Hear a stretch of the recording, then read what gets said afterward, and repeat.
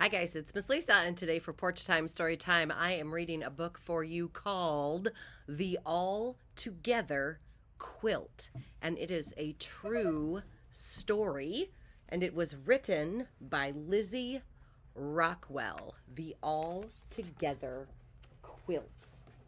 And here are some of the fabric samples or the fabric styles that they used to make the quilt. The ALL-TOGETHER QUILT by Lizzie Rockwell. Jennifer and her friends meet on Friday at the community center. They are making a quilt and everyone works together. Look at all the people.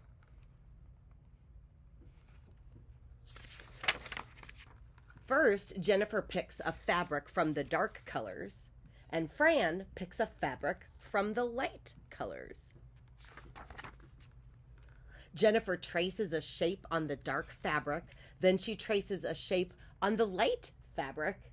Fran cuts out the two shapes.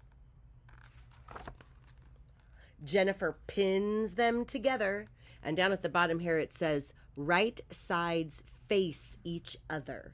And the right side is that means the front of the fabric, the one that you would want people to see. Jennifer's pinning them together. My mom had one of these. They look like strawberries or tomatoes, and it's called a pin cushion, and you keep the pins put in there. Fran sews them together. She's using a sewing machine. You can sew with your hands using a needle and a thread, or you could use a sewing machine. And sometimes, and you'll see with this book, they're going to do a little bit of both. Richard and Maurice are working together. They trace and cut and pin and sew. And look, the two triangles together make one square. The dark fabric, the light fabric, and then they got sewn together, and now it's a square. And two rectangles together make one square. Fran and Jennifer make a square. Richard and Maurice make a square. Sana and Melissa make a square. Anna Mae and Trinity make a square. Maria and Jocelyn, Madeline and Viola, Angela and Betty, and Ernestine and Zach. Everyone's working together. They're going to make all of these squares. And then, do you know what's going to happen?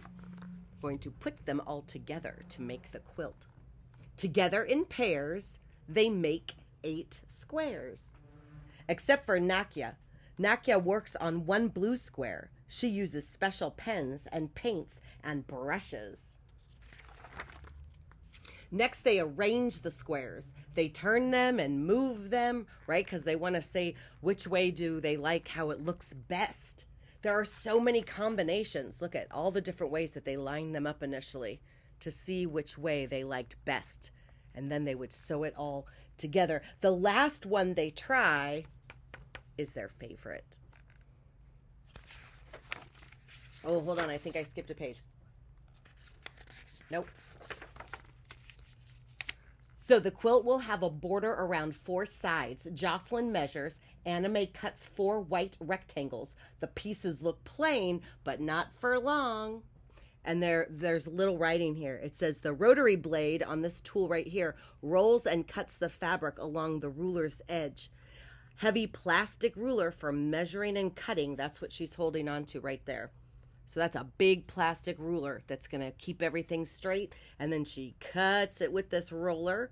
And then there's a mat on top of the table so that the table doesn't get cut when she uses the rotary blade. So those white places, they looks plain, but not for long. Look what's going to happen. Anna helps Jennifer cover the palm of her hand with paint. Jennifer presses her hand onto the fabric, and friends are invited to make handprints too. I bet you've made handprints before on something, maybe on fabric or a t-shirt, or maybe on a piece of paper, or maybe on the wall. Now all of the pieces are ready.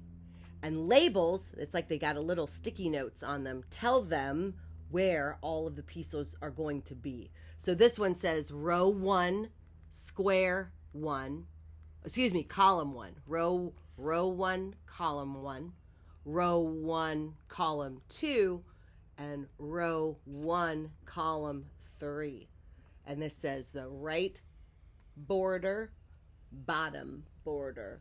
They pin and sew and iron all of the pieces together, and soon the patchwork is all complete. And now it's time to layer the quilt. The patchwork that they made together is on the top. Soft, fuzzy batting is in the middle, and the backing fabric is on the bottom. The layers are held in place with basting stitches. The quilt is attached to wooden rods, and it's rolled tight and stretched across the sawhorses. Square notches in the sawhorse holds the rods in position, and that makes the quilt frame. So the basting stitches are big stitches just to kind of hold it together, and then they're going to use the needle and thread and sew it together like nice and tight. At the frame, Sana learns to stitch. She pokes the needle down from the top and back up from below, and it's hard to find the right spots, and she practices and she learns. It takes a long time to quilt the quilt.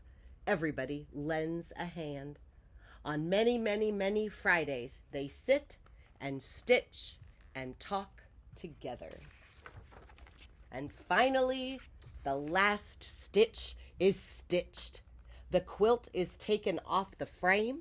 It's trimmed into a neat square. Dot sews on a purple binding to close the edges. Many hands work together to make this beautiful quilt. But who will have it now that it's all done?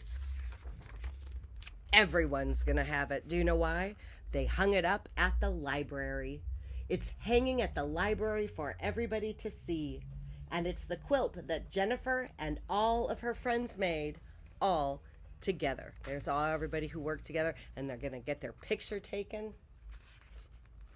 And here are the real people that made the quilt.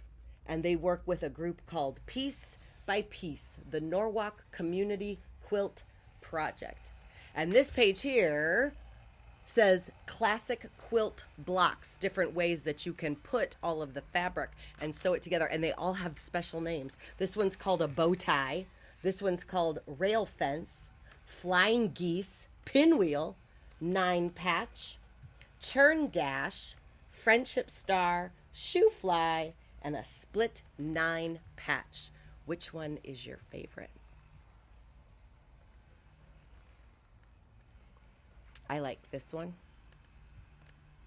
but I also like this one. My grandma made me a quilt when I was little, and it had a lot of that one in it.